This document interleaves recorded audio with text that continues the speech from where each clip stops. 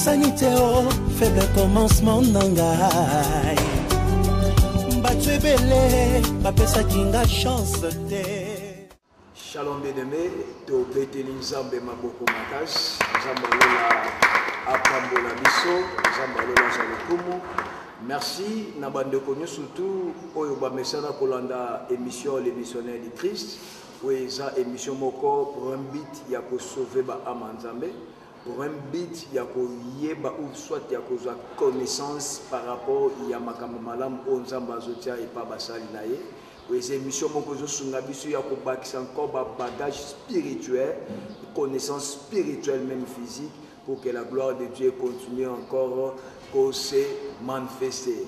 Merci aussi aux téléspectateurs, nous surtout bazuli baku ya kolanda biso na moment oyo bisika tozwami nzamba pambola biso et ya malamu esaye que na banselement boye c'est très important kozala na kaye ya kozala na bic en fait que oyo nzamba te pa basali na ye oyo nzamba te pa mosali na ye lorsque ezobima ezomonana tokomba yango ekozala malamu kozala bénéfique pour na biso bénéfique de génération en génération. Que le Seigneur vous bénisse et dans tout le respect que je vous dois, ici que Joël Mibiso, to Kuntumitu, to Sambela, to Landilo Sambo et Paya Papa Wilfried. Seigneur, te péché merci. En ces moments, il y a des âmes, il y a des cœurs, il y a des esprits qui sont là en train de suivre parce qu'ils croient et recevoir de toi quelque chose. Toi, l'auteur de toute existence et de toute œuvre bonne. Manifeste-toi en ces moments et accomplis dans la vie de tout un chacun ce que toi tu as arrêté depuis l'éternité. Viens, éternel Dieu, régner au milieu de nous et qu'au-delà de tout que tu tires gloire. Au nom de Jésus, nous t'avons prié. Amen. Amen. Gloire à Dieu. Et ça, émission où est Kambami, dans votre humble serviteur Jonathan de Winner, nous allons à mon côté, nous allons Papa Alain, bonjour. Bonjour Papa. Et le long de Zambasali Bisongolu, tu as bien encore notre papa, tu mets plus que Yokamingi, à Messana plus que le Belabiso n'a pas Yanzambe, instrument de Dieu. Bonjour Papa Wilfried. Bonjour Papa de Winner. Merci Papa, nous avons merci Papa pour répondre à l'invitation de la mission. Il y a pour disposer vraiment temps pour que vraiment tout ça la béni. Et tout ça sûr et qu'il y a malam ou les gens qui ont battu les Papa au Kangela Bissoté à Koubimisi la Bisson pour tout ça la vraiment béni. Peuple de Dieu Bazala béni ainsi que monde entier Mobimba Bazala béni. Zamba Pambola Bisso et le lot tous accompagner l'équipe Mobimba pour que la gloire de Dieu et continue encore à se manifester dans tous les domaines. Et il y a malamu tolingi plus tozwa oyo eze pa ya papa le lot tolingi toyeba nino nzamba bonguseli biso nino nzamba pesa ki papa o papa esengeli alobela biso et loko nini oyo nzamba bonguseli biso pour que tozala na chemin malamu pour que tozala béni to comprendre na part ya nzambe oli misumuke papa nino nzamba bonguseli biso lelo pour que tozala vraiment béni. Merci Papa Jonathan. Nzambe abongiselaka biso biloko ya mokolo na mokolo. Biso nde soki toye na mokolo tokanzonere fa pesa biso ndesi apesaki yango moni lokola le missionnaire du Christ ezwi encore ngolu wana ya kofonctionner nde esali ke to se retrouver ensemble. Heureusement ba missionnaire ya bato te baza ba missionnaire ya Christ. Ce que j'aime parce que Christ aza moto te, Christ a pe idéal. Or, idéal à mon tout ce qui n'a à atteindre un autre moyen à lâcher les athées. C'est pourquoi tu y va poursuivre cet idéal. Idéal à mes années. Pas seulement prêcher la parole, mais que la parole qui sera prêchée cadre aussi par rapport au temps. Et ce qui la parole doit cadrer par rapport au temps, c'est que l'évangile apporté va aussi amener une bénédiction prophétique. Or, la bénédiction qui est prophétique n'est pas seulement une bénédiction illusoire. Mais ce qui est prophétique, c'est ce qui est aussi lié dans les temps. C'est pourquoi Jésus dira, quand vous allez prier, dites aussi à Dieu, donne-nous notre pain quotidien. C'est-à-dire, donne-nous notre pain prophétique. Chaque jour que l'homme doit vivre, il a aussi quelque chose que Dieu a prévu pour lui en ces jours-là. C'est pourquoi Isaac était vivant tous les jours, mais la bénédiction qu'il devait donner à son fils était descendue ces jours-là. C'est pourquoi aujourd'hui aussi, par rapport à la grâce de Dieu, nous voulons aborder quelque chose utile pour Nabiso. Non pour les motuya, mais peut-être to koki ko jija ngope motuya, yango tolinga kito tolobela. Nini o tolingi tolobela lelo, ezali quelque chose de plus simple, mais o ezali ko ranger notre société. Et ceux qui n'a posé question, on a répondre. Poison et utawapi. Est-ce que nous avons un poison?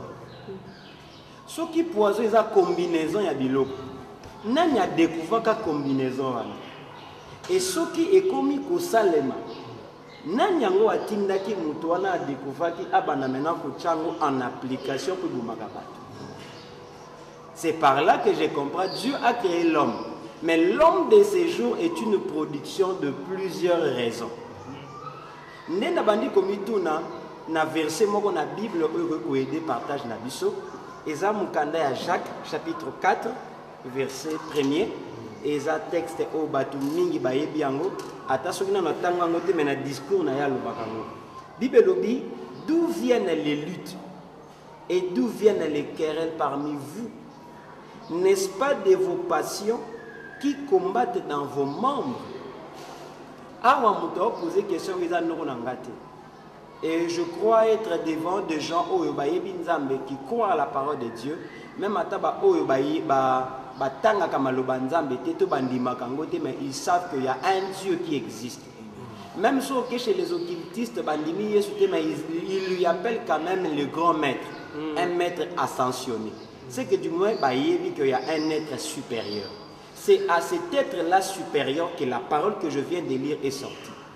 Et mon oiseau posait question au Alobi, d'où viennent les luttes, d'où viennent les querelles parmi vous?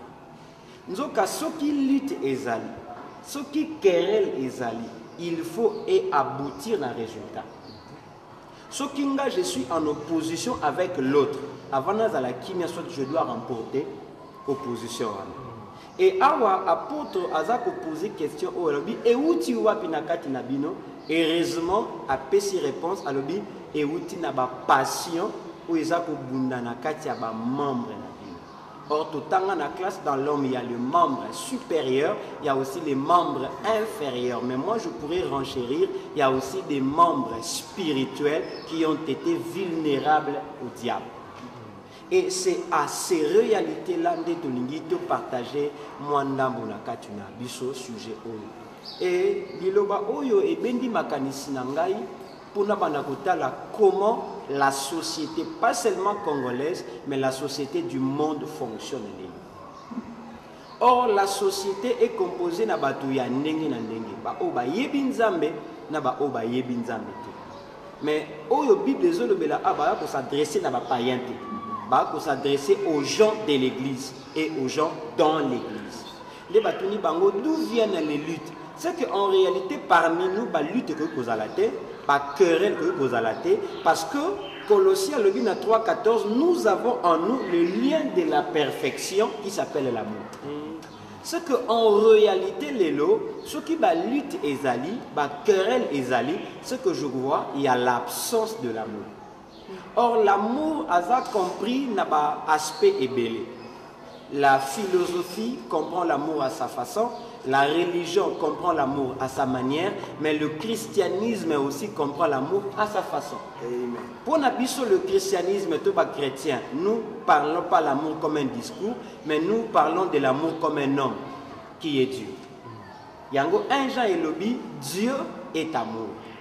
C'est que l'absence des dieux véritables est créée par lutte, est créée par querelle.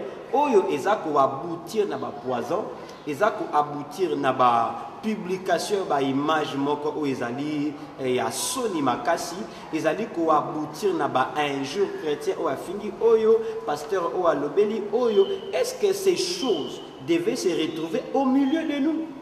C'est ça la question. Réponse simple, parce que l'amour, ils ont sous-souté. Et l'amour qui est défini selon Dieu pour Nabiso des athées. C'est pourquoi nous avons profité au moyen de l'amour, nous avons présenté cet ouvrage, où ils allaient intitulé L'amour qui triomphe. C'est que l'amour doit triompher au milieu de nous, parce que la lutte est allée, la querelle est allée. C'est pourquoi le Dieu d'amour, le Dieu de grâce, alingi biso bananaye toyeba que ma bemingi otozali ko forger na kati na biso eza pour que to sala mutu mabe. Le pasteur oyo yini wana azamutu. Le frère to la sœur oyo yini wana po ateyaka doctrine bien te. pour asalaka boy pour aibisa biso malabanza mais bien té oyini au point même au bandako dénigrer liboso bat toujours ngane bandeli ya mutu aza nani mutu aza Adam créé à l'image de Dieu à la ressemblance de Dieu. Amen. Et ce qui est là, mutuango bien que à connaître ba faillite et belé abungi nzela. Mais alors pourquoi Jésus-Christ est venu? Jésus-Christ est venu pour que par lui mutu abunga nzela sanini azonga na nzela. Jésus-Christ est venu pour que mutu oyo ateyaki bien te to aider avec amour pour ateya bien. Jésus-Christ est venu pour que mutu oyo wapi a critiquaki muninga bazongisela epe kaka le même chose kwa saki pa muninga te. Mais malheureusement, aujourd'hui, la société chrétienne, la société du monde entier, azako vivre makam oyo nzambe, azako zelela bisote. Yango to lingi to partager ensemble pour te bisaon ndeko na ngai na kati na yo, na kati na nga makam ekozalaka ebele. Makanisi ekoyaka ebele. Parce que mabe o esalamaka na mukili en dehors ya Adam na Ève, ezaka po likanisi e yaka na kati ya mutu moko apelé Caïn.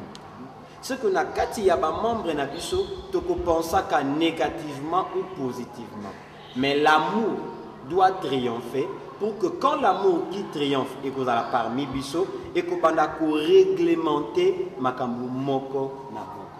Na ningina tu na mutu moko azolanda biso en ce moment nani yango ndeko na ye a commis sa vie na ye lokola enfer où il qui passe à Jésus à la croix. Azati. Mais je vis quelqu'un oyo ba cracher likolo na ye ba bêtier ba clouer à la croix. Mais cet homme là dira à la fin papa limbi sabang. Or sans l'amour je ne peux pas sortir les mots pardon. Amen.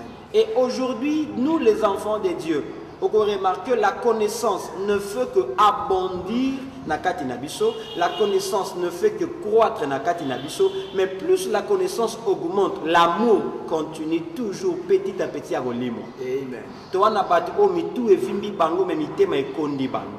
Nzoka mutema esengeli ezala munene po mutu ezwa na sens ya malamu.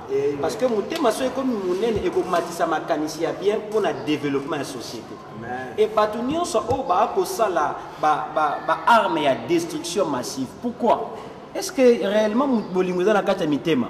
Moi je dis non parce que l'homme a oublié le vrai sens de son prochain. Naningina yebisa biso vous qui me suivez en ces moments, Dieu n'a pas besoin okuma mwana naye pour banda akoganga que je suis enfant de Dieu, mais Dieu a besoin okuma mwana naye et que tu fasses preuve de bonnes valeurs. Amen. Et que tu fasses preuve de bonnes œuvres. Amen. Et que tu fasses preuve de bons actes. Amen. Parce que Dieu n'est pas qu'une leçon morale, mais Dieu est les œuvres que nous devons manifester sur terre. Amen. Si l'amour n'est pas là, Dieu ne pourra jamais agir na katina biso. Et tu peux remarquer les habits que nous vivons en Afrique, ils ont aussi de même na poto, mais na ba couleur ya chaque société. Pourquoi ma bezomata? Est-ce que kuna nzambazate nzambazali? Mais l'amour qui devait toucher toutes les couches de la terre n'a plus sa place, n'a plus sa raison d'être. Na mona mutu na katu na Eden, azaka na bolingo mingi ya yete mais ya bato. Parce que n'oubliez pas, même quand vous allez appeler chien, même quand vous allez appeler lion, même quand vous appelez Ève, ils ont un combo nzamba pesate, mais ils ont un combo au mutunda pesa. Pour n'y appeler ça un combo au nzamba respectant parce que nzamba monaki Adam a pesa ka bango combo na bolingo nyonso. C'est pourquoi Dieu n'a pas changé ces noms-là. Il y a encore remarqué le quoi na katia Adam. Adam était le reflet de l'amour parfait de Dieu. A échoué, mais l'Adam qui viendra appeler Jésus-Christ va changer les combotés. Parce que c'est combo ya Adam. Ce qui Adam libosa zaka mabe zaka la bolingote Yesu nga ko lata kombo ya dernier Adam.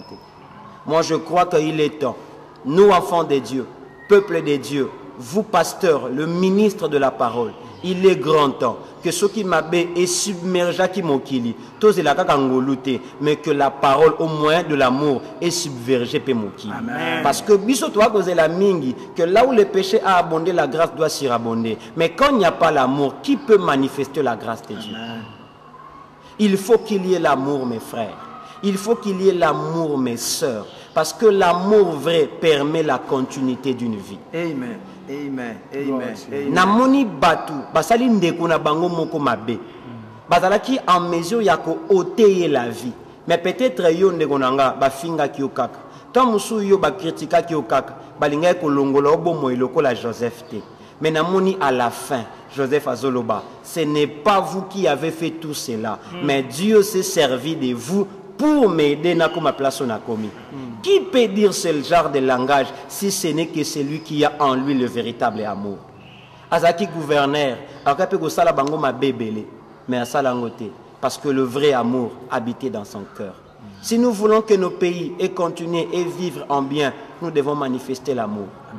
À cause de l'ingratitude, à cause de la passion na biso, ndenge Jacques Elobi, à cause de la ambition na biso, o nzambe ana katite yango créé mama bébélé. Soki nzambe au moyen ya liloba et tomboli bolingo na kati na biso, le monde sera un monde sans fin. Pas seulement pour Yesuna na zongité, mais le monde sera un monde sans fin à cause de les bons actes qui vont se multiplier. Et c'est en ces moments que je trouve l'amour doit avoir sa place. Quand l'évangile est prêché sans amour, l'évangile ne produira pas des hommes faits selon la volonté de Dieu. Amen. Quand nous servons Dieu sans le véritable amour ne produira pas des éclairs que nous appelons des hommes bénédictions. Amen. Et c'est pourquoi en ces moments, nous avons partagé moi sujet au Yamuke pour nous nzambe en ces moments à cause de la kakatote mais à cause de la toteya mais na kata mutema bolingwezala. À cause de la pas seulement to pesa batu bilamba kwa zangi bilamba mais à cause de la to pesa bango bilamba mais likolo nango bolingwezali. Pour ceux qui bolingo ezali atana zui mate ya pana yo oyo critiquer nga na simate. Ceux qui bolingo ezali atana tei mabe o critiquer nga te na sima mate ya. Ceux qui bolingo ezali nde ba ministère ya bato o loka ba Nicodème rezonga lisusu. Bato bayaka en secret pour bayekola. Pour que na sima ko yekola mukili continue. Amen. Nous croyons que ceux qui bolingo ekozala, le monde va continuer.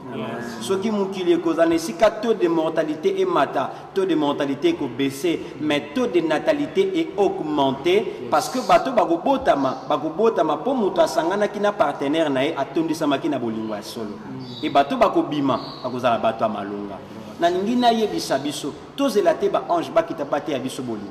L'amour est déjà là. L'amour est comme la parole de Dieu. On a besoin de okine musika te, on a besoin de otuna et ali kolona bomata ndenge nini, mais au contraire c'est une chose qui n'est pas loin de ta portée. Izana katina yo Isa pembeni na yo. Vérifiez na kati ya motema, vérifiez na kati ya makanisi, afin que ceux qui ont kanisi bien, ceux qui ont médité malam, le monde va continuer. Na moi na kati na Bible nzamba ebisi mutu alobi, mais pourquoi tu médites le mal en toi? Alobi, si tu agis bien, tu te relèveras. Il parlait à Caïn. C'est que le temps est arrivé. Même ceux qui nous suivent mais qui ne sont pas chrétiens, qui ne sont pas enfants de Dieu. Le véritable amour est pour n'arrêter au Christ ou au pagan. Parce que Jésus m'avait dit, le véritable prochain, ce n'est pas seulement celui qui a pris soin de toi, mais le véritable prochain est celui qui a compati avec toi avant de prendre soin de ta vie. Parce que ceux qui kakandegonanga bolingo oto anango et comme singa sacrificateur et comme singa lévite et ko obligé nga na leka muto akoyi pembeni. Mais ceux qui na commis samaritain na koleka ete atato yebanité na ko aider. C'est ça l'amour que Dieu attend de nous. C'est vrai que nous sommes plusieurs en train de plairer, mais na yebisa muto mo eloko moko en ce moment. N'attends jamais le bienfait par muto. Amen, amen, amen. Parce que le temps et les circonstances ont changé l'usage de l'homme. Mais quand tu as l'amour en toi, cet amour-là, et en revanche, tous ont les beaux, asa le beau lam, tous ont les beaux lam. Même à ta osalo mabe, tous ont les beaux lam. Namoni na katu na Bible, mutumoko basungi nabal, basungi basali naï, basungi bampate naï, mais azongi si mabe. David a dit, si je suis dans 1 Samuel 25. Je meurs de faim. Heureusement, David wana, mais il y avait l'amour au travers d'une femme appelée Abigail. Alaxi David, que unité quand l'amour existe, autant la mabé a moutouté. Mais bolingo wana et qu'on permette à moukiler continuer. Vous qui me suivez en ces moments, vous êtes à l'église ou en dehors de l'église, dans le ministère ou en dehors du ministère, vous avez été choqué quelque part, vous avez été blessé quelque part, pour na ba ambition moko ya bato. Izana bato o lelo batili baninga ba pot de banane parce que na kata ba membre na ye adalaki mal intentionné. Mais j'aimerais vous rassurer quelque chose. Ceux qui balongo liyo bomoy et que bomoy yango penze longo eza po nzambe ndalingi. Mais ceux qui nzamba boyi bomoy wane kolongwa te. Le souffle est pour perdurer parce que c'est Dieu qui se décide sur toute chair. Mais ne faites pas à ce que Batouba remarque que vous avez mabe pour basalaki mabe. Mais talisa bolingo parce que ce ne peut s'appeler enfant de Dieu seulement celui qui est prêt d'éprouver cet amour-là. Mboka na biso Congo bisika otozali. Ceux qui tolingi to connaître vraiment épanouissement total n'est président le bagito fouiller dans le passé parce que fouiller dans le passé il y a ça quelque part que pour vous samabe. Mais malgré que vous êtes capable de ça lango bosanango. Vois qu'il y a un monde meilleur qui t'attend demain. Il y a un monde meilleur qui t'attend devant. Amen. Oublie ça. Vois Dieu, mon intérêt na yo, former ma kamba malam et nzamba pour soutenir biso. C'est pourquoi je me suis dit quelque chose. Est-ce que ce qui est là, mboka mobimba etondi na ba billet à dollars ya mabe. Et qui ngana na billet ya bien. Ndé il faut na bombango. Nécessairement te. Ce qui mboka etondi na ba faux billet. Ngana na vrai billet. Est-ce que faut na bombango? Parce que je peur que ba contredire nga te. Ce qui n'a kata mboka bolingo ezate et que na kati na bolingo ezali brandir bolingo wana. Peut-être eko aider bat musuba comprendre que bolingo ezaka important. Total isa yango, total ba intérêt na bisoté. Total ba intérêt ya ba projet na bisoté. Mais tout le monde que ce qui nga na pambwami et que muninga pambwami te a dépendre nanga. Ce qui dépend de nanga comme charge. Maintenant di mangana pambwama, yé pas pambwama. Ce qui est pas pambwami a dans la charge nangati. Tu dois avancer et le monde va continuer. Voilà, c'est pourquoi je m'aimerais dire à tout enfant de Dieu, vous qui me suivez en ces moments, le monde, au travers de l'homme qui a dégénéré, vous fera subir des atrocités. Mais à cause de l'amour, vous allez triompher et Dieu se révélera en vous. Parce que le Dieu de la Bible n'a pas besoin des gens qui savent prêcher. Mais le Dieu de la Bible a besoin des gens qui savent vivre la vie de Dieu avant de prêcher aux autres. C'est pourquoi ce que Dieu attend de nous en ces jours, il n'a pas si pour que tu dis mango, mais le cola nzamba tika ngoto sale lango to prouver bolingo, to lakisa bolingo, to respirer bolingo. Parce que bisika o bolingo ezali, c'est comme si j'ai déposé mon fardeau pour partir vers une nouvelle vie. Et si et seulement si bisoba nzamba tu peux profiter nango, tu peux bika bola manzam. D'où viennent les luttes parmi vous?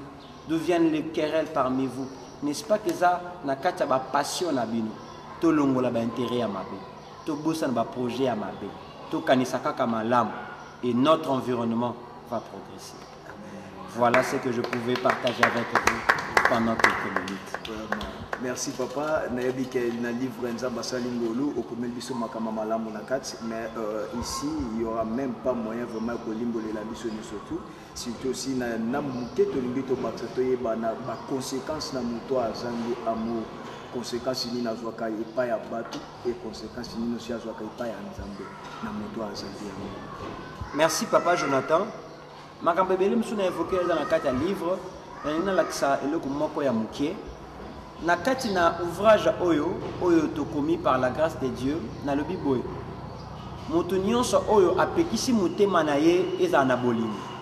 C'est que apekisi pe batu balinga ye lobi. Amen. Parce que Yesu alobi o linga ba salela yo salela ngo pe pa batu mususu. Soki bolingo ilongwe na kati ya mutema na yo pour permettre te mukili na yo continuer. Parce que le manque d'amour na kati ya mutu et bango malamu ils ont des conséquences belé. Mutu o azangi bolingo akoki pe ko vivre na ye, mais David a lobi parce que il y a une grande conséquence qui lui attend demain. Mutu nyonso oyo na kati na ye bolingo ekimi ayeba ape ko loba indirectement que nzambe a existera te aka leçon morale à pamba. Mais mutu o bolingo izana kati na ye akobika ba conséquences te, mais makambo akobika ba solution à malam akobika bolam o bolingo emimaka na vie aba. Amen. Nzamba zolo kumu papa le gloire à Dieu papa oui merci nzamba pambola biso vraiment na Matteo oyebisi biso Tengaka ke o rappeler na bato ndenge nini bakoki kozwa yo, ndenge bakoki kocontacter yo mpona bénéficier na livre oyo. Merci nalingaki na yebisa biso boye ouvrage oyo esalami po ngana na besoin nango kaka te. Ngana na besoin nango yango mo na komaki yango parce que yo pene biko koza na besoin nango. Mais pose yango eza facile. Ba maison eza ebele mais pour l'instant le moyen le plus sûr ya gozwango ezaka so contacter nga. Ko contacter nga ezali na plus 243 89 74 51 486 plus 243 89 74 486 eza numéro oyanga na pesi na biso. Vous avez besoin de vente en ligne, vous allez banda mboka. Tant musoza awate, contactez na numéro wana okozwanga facilement même na libanda et koko melayo. Merci Zamba Pambola Biso, Zamba Zalokumu, merci na bande kono surtout oyo tozwi libaku ya kolanda émission oyo c'est à cause de l'amour Nzamba permettre biso to lande émission Nzamba permettre biso to zala béni. Olimbisi papa et maintenant pour lier église bisika peuple de Dieu à cause aussi convaincu habiter na ya papa abonde aussi pour nanga bisika nini bakoki ko joyeux pour que to bakoma. Merci beaucoup. Votre frère, le pasteur Wilfried, Aza, pasteur responsable, il y a église Le Parfait en Christ, Ezali, na commune Yanjili, na avenue Fuma, numéro 26, quartier 5. Référence arrêt armé. Avenue Fuma, numéro 26, quartier 5, na commune Yanjili, juste kaka na Sainte-Thérèse, na terminus, Oyebani Bisike Bele, so comme wana otuni arrêt armé.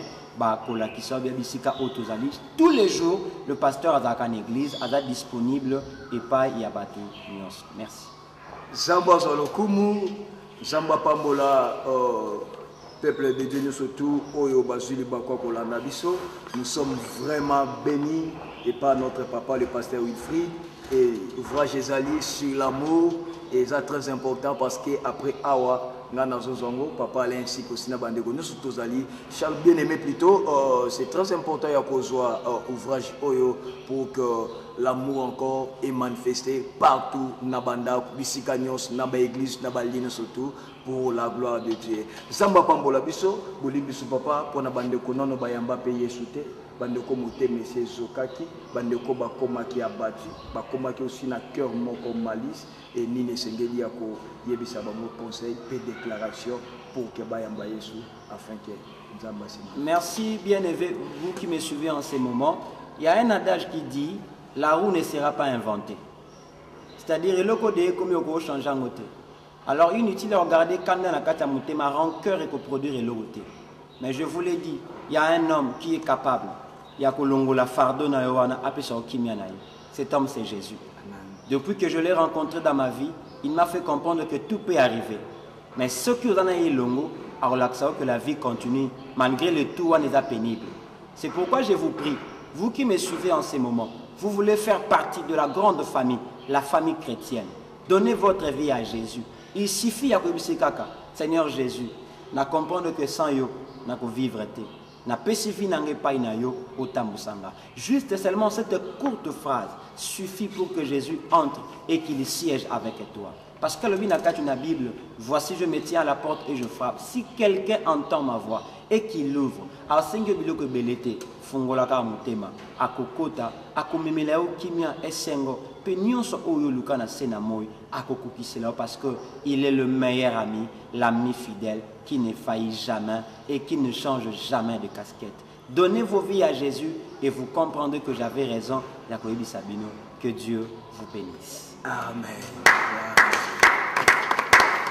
Gloire à Dieu, là où nous sommes, peut-être aux malades, il y a quelque chose de manière comme marché, tu es aussi quand le beau camobal, au tena motema, papa abondé la ponabiso, pona clôture. Tonigito Sambela, maintenant Sambela, te souki na ibiso phrase ote, on a besoin d'abord on dima que dans la prière Dieu peut agir. Parce que sans la foi, ma prière sera vaine. C'est pourquoi je m'aimerais prier. Seigneur Dieu de gloire, je viens en ces moments avec ton peuple qui me suit de partout dans le monde, qui ont été blessés une fois par les hommes. qui ont été blessés par les circonstances et les événements, qui ont été choqués quelque part, qui ont arrêté d'aimer certaines personnes. Seigneur, je prie en ces moments. Nzambo simba mitema. Ba o bazako bela, o maladi na bango euti na pasi o baninga bayokisi bango, kolo avancer le boko no yangolo pe ya mawa, compatir elongo na bango. Yahweh na bonde le pai na yo. Ba o baza malade dans la chair, oza rafa. Biki sa bango, afin que batato la cœur. Le biko, ils a la kake pas minganga kisite, ils a la kake pas ba voisin te, mais le biko, ils a d'abord pai na yo. Yango na sambeli en ces moments, avec la foi, au biki sa peuple na yo, dans le nom puissant de Jésus-Christ, d'être sambeli to bibanso avec foi. Amen. Amen. Merci. C'était émission Les Missionnaires du Christ, Oyo et Kambami, Nabasal Nabino, votre humble serviteur Jonathan De Winer, ainsi qu'aussi votre humble serviteur Papa Alain Zengo, Zamba Pambola Bisso. Merci. Nous surtout besoin de contacter Bisso, numéro Nabisso Ezali plus 243 89 59 14 239. Contactez Bisso, Benga plus 243 89 59 14 239. Zambé Apambola Bisso, Tokutani, à la prochaine. Gloire à Dieu. Bye bye.